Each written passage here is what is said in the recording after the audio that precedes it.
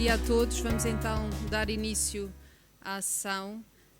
Muito bem-vindos à Fundação Portuguesa das Comunicações. É sempre com entusiasmo que recebemos aqui a conferência da APDSI num tema que nós, enquanto Fundação, também trabalhamos bastante junto do nosso público. O regulamento das redes digitais, falamos muito de redes digitais nesta casa. Esta casa tem a particularidade que, ao guardar o património dos Correios e das telecomunicações, tem normas de segurança bastante apertadas. Temos cá também a nossa coleção nacional de selos, que não está em mais sítio nenhum, e convido desde já todos a visitar o Museu das Comunicações quando for oportuno. Estamos abertos também ao sábado à tarde. E nesse sentido, e até porque vivemos tempos muito inconstantes, é sempre bom e importante quando organizamos estes eventos, sabemos todos, se houver aqui algum imprevisto, o que é que devemos fazer. Portanto, estamos aqui no auditório. Este auditório tem duas saídas de segurança principais, uma ao fim do corredor, deste corredor aqui que eu estou a assinalar, e outro pela lateral. Se subiram no elevador, à volta do elevador existem as escadas que devem usar para sair. Não devem usar aquela escada monumental porque ela é feita de madeira e, portanto, há umas portas de segurança que vão fechar e, portanto, não vai ser possível sair por aí. Mas se o alarme tocar, estarão duas pessoas, que são serra-filas, que vão aparecer aqui e que vão indicar, então, os caminhos de saída do nosso edifício. Esperemos que nada disto aconteça, mas assim estamos todos salvaguardados. Desejo a todos um excelente trabalho, estejam à vontade, a equipa do museu também está presente hoje, qualquer dúvida, qualquer informação que precisem. E passo então a palavra à Sra. Presidente da APDSI. Magníficas da doutora Joana Alarcão, da Fundação, e eu nunca tinha ouvido dizer isto, para as saídas de emergência. Acho fantástico. Muito obrigada. É mesmo especialista em comunicação, a doutora Joana. Ora, muito bem. Só algumas palavras, depois passo a palavra ao Sr. Ministro. Mas o Sr. Ministro está com uma calma e uma serenidade que me surpreende, porque anda sempre por todo o lado. Mas disse, vá com calma, isto é o seu tempo. Eu disse, muito obrigado, Sr. Ministro. Então é assim, queria dar-vos as boas-vindas. A APDSI, a Associação para o Desenvolvimento, para a Promoção e Desenvolvimento da Sociedade da Informação, tem o prazer de realizar esta conferência sobre o regulamento das redes digitais, Digital Networks Act. Agradecemos à Fundação Portuguesa das Comunicações a oportunidade de nos encontrarmos hoje nas suas instalações. Bem-haja, já temos tido a oportunidade de fazer aqui várias conferências e só temos a agradecer à Fundação. Agradecemos muito honrados a presença de Sr. Ministro das Infraestruturas e Habitação, Miguel Pinto Luz, que também tem estado presente em alguns dos nossos eventos, com outros papéis, e neste momento, dada uma agenda tão cheia, fiquei muito satisfeita quando recebi a aceitação do convite que lhe fizemos. Doutora Sandra Maximiano, Presidente da ANACOM também, que tenho que agradecer todos os esforços que fez para estar aqui connosco. E, portanto, vem da outra parte do mundo e apanhou aviões cedo e tudo para conseguir estar aqui connosco. Muito obrigado. O Dr. Miguel Moura Silva, que eu julgo que é vogal do Conselho de Administração da Autoridade da Concorrência. Muito obrigado também. O engenheiro António Coimbra. Miguel Moura Silva, não sei se é doutor, se é engenheiro. É doutor em Direito, depois tinha que ser. O erro foi meu, não é? Pronto. E eu vi os vossos currículos e estive a ver, mas peço desculpa. O engenheiro António Coimbra, presidente da Apritel, que eu também tive a oportunidade de conhecer já há alguns anos, sempre ligado às comunicações. O Luís Salvador Pisco, representante da DECO, que é do Departamento Jurídico e Económico, e, portanto, também tenho que agradecer, porque, no fim de contas, é a figura da sociedade civil, do cidadão, da defesa do cidadão. Portanto, muito obrigado. O Dr. João Confraria, que é professor da Universidade Católica, que nos apoiará na moderação do debate. O Dr. João Confraria também faz parte dos nossos grupos de regulação digital e está connosco sempre muito bem disposto e arranja sempre agenda para estar connosco. E também agradeço naturalmente aos representantes dos operadores, Vodafone e nós, que estão aqui presentes hoje, e de empresas de serviços também de cloud, como a AWS. Fizemos convites a mais entidades destes setores que, por vários motivos, não tiveram a oportunidade de aceitar, mas desejaram-nos todos uma conferência muito bem sucedida. A proposta deste regulamento constitui uma das mais importantes iniciativas legislativas europeias para o futuro das infraestruturas e dos serviços digitais, com impacto direto na competitividade, no investimento, na inovação e no desenvolvimento das redes de comunicações eletrónicas. Daí o estarmos aqui com interesse no que vai ser referido hoje. A PDSI apoia naturalmente os objetivos de modernização, harmonização e reforço da competitividade europeia. É mais esta modernização deve assentar em clareza jurídica, proporcionalidade, coerência regulatória, proteção dos consumidores, incentivo ao investimento, preservação da internet aberta e defesa do interesse público digital. Está aqui, creio, até aqui, creio que estamos todos de acordo. No entanto, em situações complexas, existem sempre posições e interesses diversos entre os atores abrangidos nos contextos dessas situações. As discussões das políticas públicas são exatamente isso e temos de ter consciência e saber como é que assim funciona e se desenvolve. Relembro que a PDSI nasceu em 2001, faço sempre questão de referir, por impulso do então ministro Mariano Gago e com a colaboração de Raul Junqueiro, que assumiu a presidência da Assembleia Geral, logo de início, um homem que todos nós conhecemos ligado ao desenvolvimento das comunicações em Portugal. Aqui estamos a cumprir a nossa missão. A própria APDSI respondeu a uma consulta pública sobre o DNA. E, mesmo ao nível da direção, discutimos vários posicionamentos possíveis enquanto ator da sociedade civil. Tivemos umas reuniões muito animadas com a direção, nós somos 7 elementos da direção e este regulamento deu umas reuniões muito animadas e umas discussões muito animadas. Aí eu percebi que era muito interessante fazer esta conferência, porque só em contexto limitado já estávamos com aquela agitação, então ao nível do país e ao nível da Europa devemos ter uma agitação muito maior. Eu não sou especialista, mas percebi logo. Assim, estamos muito honrados com a presença de todos vós, representantes dos diferentes atores da política em discussão, entidades reguladoras, operadores de comunicações eletrónicas, prestadores de serviços cloud, especialistas do setor, academia e organizações da sociedade civil. A vossa participação é demonstrativa da importância deste debate, onde se pretende contribuir para um esclarecimento sobre o tema e as diferentes opções e visões que estão inerentes a esta proposta de regulamento. É esse o nosso papel, promoção e desenvolvimento da sociedade da informação.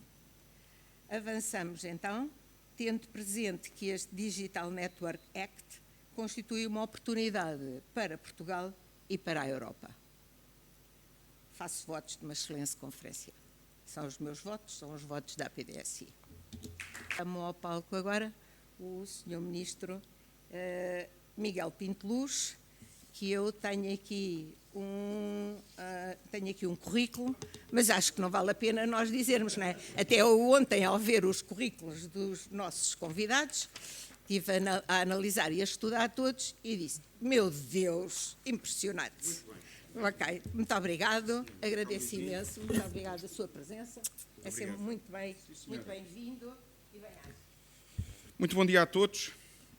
Senhora Professora Doutora Maria Helena Monteiro, muito obrigado pelo simpático convite para estar aqui hoje. Senhora Professora Doutora Sandra Maximiano, Presidente do Conselho de Administração da ANACOM, também obrigado por estar aqui hoje e sei que fez um esforço pessoal grande por estar aqui.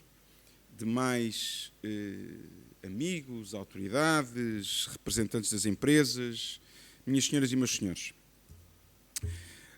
Convidaram-me hoje para fazer a abertura deste simpósio, deste espaço de debate sobre o DNA. DNA que marcará de forma absolutamente inequívoca o futuro de todo o ecossistema digital na União Europeia. A União Europeia, como sabem, é pródiga em regular demais, às vezes regular por antecipação, não antever as mudanças estruturais dos mercados. A proposta que a Comissão agora colocou e está em debate no Parlamento Europeu fixa, no fundo, regras comuns para os operadores de telecomunicações num espaço que se quer, de facto, comunitário, não só nas palavras dos políticos, não só no espaço de Bruxelas, mas num espaço, de facto, continental, com escala, com capacidade de permitir previsibilidade, investimento, coerência. No fundo, aquilo que a Sra. Professora Doutora, de alguma forma, disse na sua intervenção inicial, que é preciso ter, que eu poderia resumir numa palavra: bom senso. Temos que cuidar dos consumidores, temos que cuidar dos investidores, temos que cuidar dos reguladores, temos que cuidar dos governos, temos que cuidar das várias dimensões para o sistema ser profundamente equilibrado. E daí temos a felicidade do acrónimo escolhido para o Digital Networks Act ser DNA, também ser ele próprio um feliz acrónimo para nós, de alguma forma, estarmos aqui a estabelecer o futuro, as bases daquilo que é um ambiente profícuo de desenvolvimento tecnológico, de inovação, de melhoria da qualidade de vida dos nossos concidadãos e, no fundo, é um embrião de um quadro legal que pode revolucionar as comunicações em Portugal. Nós sabemos que o nosso país exige a todos os portugueses e as portuguesas, exige crescimento económico para gerar riqueza, para fazer uma redistribuição justa dessa riqueza, para, com isso, podermos ter mais justiça territorial, mais coesão territorial, captarmos mais investimento e, no fundo, sinalizarmos aquilo que vos disse de melhorar a qualidade de vida dos nossos concidadãos. O DNA é, de facto, uma verdadeira desburocratização, aliás, é uma agenda que este Governo tem prosseguido e continua a prosseguir. Cria um passaporte único para redes e serviços, basta notificar um dos Estados para operar nos restantes. Tem aqui um conjunto de proclamações, de intenções, que eu gostava de ver depois materializadas e de que forma vão ser materializadas e de que forma, de facto, vão tornar este espaço, pelo menos que seja o primeiro, à escala europeia, onde nos sintamos, de facto, numa comunidade. Porque a Europa, apesar de tentar centralizar muito, continua fechada em compartimentos estanques e esta visão continental é uma visão de pequenas e médias empresas, de interstícios económicos, e não permite gerar escala, os nossos mercados não têm a liquidez que outros mercados têm, temos um problema de crescimento crónico, um problema de capital crónico nas nossas empresas. Isso é um desafio que se coloca e por isso quando vemos o mercado de capitais americano ou quando vemos a dinâmica do mercado asiático, percebemos que temos que fazer algo e temos que ganhar escala. Isso impacta com uma visão que deve ser coletiva. E quando a senhora professora no início elencou aquilo que eu depois resumi em bom senso, eu só acrescentaria nas suas palavras uma dimensão. Uma dimensão de tentarmos não andar sempre atrás do prejuízo e tentarmos antecipar o futuro. É um bocadinho aquilo que estamos hoje aqui a fazer, mas é um desafio que se coloca aos governos, que se coloca às empresas, que se coloca aos reguladores. E no caso específico dos reguladores, sabem todos a minha opinião já do passado, quando temos reguladores que não são capazes de antecipar o futuro, andam atrás do prejuízo, estão contra ciclos económicos. E isso é prejudicial ao desenvolvimento económico, é prejudicial aos mercados, é prejudicial aos países. E sabem todos a minha opinião sobre o crescimento do mercado das telecomunicações em Portugal com um novo operador. a decisão foi tomada, nós assumimos enquanto governo, o regulador tomou essa decisão. Hoje o mercado está a dar respostas claras na Europa de consolidação. A tendência é exatamente o oposta. Ou seja, tomámos uma decisão que, na melhor das vontades, ninguém está aqui a imputar qualquer tipo de má vontade a nenhum dos intervenientes no mercado. Estamos a dizer que foi extemporâneo e que foi contraciclo e que não teve a capacidade de antecipar aquilo que era o ciclo que vinha a seguir. E o ciclo que vinha a seguir era um ciclo de consolidação. Vemos o que está a acontecer em França, vemos o que está a acontecer noutros mercados na Europa, vemos os nossos principais concorrentes continentais, nos Estados Unidos, o que é que acontece no mercado asiático. E por não sermos capazes de fazer isto, hoje temos um mercado mais fragmentado, com menos previsibilidade, com menos capacidade de investimento. E por isso, hoje, e aqui a senhora professora Sandra Maximiano está aqui, o regulador é independente e nós acreditamos profundamente na independência do regulador, mas a decisão que hoje, ou nos próximos dias ou nas próximas semanas, terá que tomar para colocar a debate público é uma decisão absolutamente estratégica. Quer continuar numa política regulatória de correr atrás do prejuízo, ou quer ir no sentido de uma política regulatória que está a antecipar aquilo que vai acontecer, que já sabemos que vai acontecer. Que temos que exigir aos operadores que façam investimento, que temos que exigir aos operadores que inovem, que temos que exigir aos operadores que estejam também ao nível dos seus concorrentes diretos do lado americano e do lado asiático. Mas para exigirmos, nós temos que garantir que damos previsibilidade, que damos coerência, que temos essa visão holística e equilibrada de bom senso de mercado. Isso é fundamental. E, portanto, a posição do Governo é clara, dela não nos demovemos, acreditamos num mercado fervilhante, numa consolidação do mercado que será inevitável. Não vos posso prever, ou tentar antecipar se será amanhã, será daqui a 2 ou 3 anos, mas vai acontecer, é inevitável, perdemos alguns anos, eram desnecessários, e agora estamos num ciclo que temos que fechar o ciclo de investimento, incentivar mais o standalone, network slicing, todas essas dimensões intimamente ligadas à economia, porque às vezes pensamos nestes espaços, e até na comunicação social e lá fora, que isto é só para alguns iluminados das tecnologias, que querem muito ter mais esta facilidade, ter mais esta dimensão. Não. Objetivamente, os investimentos em tecnologia, nomeadamente nas comunicações, nas redes digitais, estão intimamente ligados com a capacidade da economia real de gerar riqueza. E por isso, e é uma pescadinha de rabo na boca, enquanto nós não fomos capazes de colocar estes dois lados da balança em uníssono, de forma equilibrada, a desenvolver conhecimento e produção de riqueza, teremos inevitavelmente que andar sempre atrás do prejuízo e sempre atrás dos outros dois concorrentes diretos à escala continental, e isso, infelizmente, não foi o caso no 3G, já foi o caso no 4G, já foi o caso no 5, não foi o caso no 4G, não foi o caso no 5G, vamos ver o que é que vai acontecer ao 6G, e vamos ver como é que o DNA se materializa, aqui numa dimensão mais holística das redes digitais, nesse verdadeiro mercado único, onde a desburocratização é a palavra de ordem, onde facilitamos o caminho a todos aqueles que querem investir, para permitir, de facto, que a Europa, que eu não me canso de dizer, que é o modelo de sociedade